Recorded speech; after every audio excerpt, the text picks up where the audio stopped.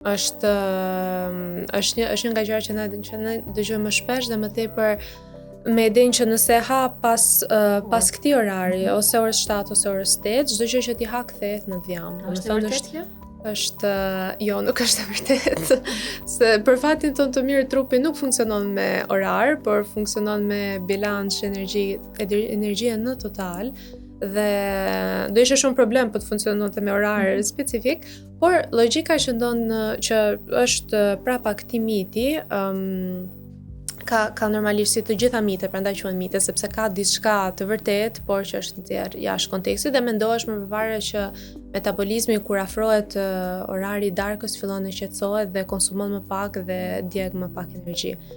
Por nuk është, dihet nga ana shkencore që nuk funksionon, nuk është kështu, por ka të bëjë vetëm ritmi i ditës dhe se sa kalorinë konsumojmë në përditshmëri. Dhe kjo gjë lidhet më tepër, këshillohet më përpara nga nutricionistët ose nga dietologët, sepse duke ngrënë darkën më përpara, zakonisht rreth orës 6:30, ti e fut trupin në një gjendje argjërimi pak të lehtë. Domethënë nga ora 7 deri në 7 të mëngjesit kur zgjohesh, ke 12 orë që trupi nuk konsumon asgjë dhe mund të djegë pak më shumë energji sepse ka djegur ato që ti ke konsumuar gjatë darkës dhe mund të futet në fazën tjetër.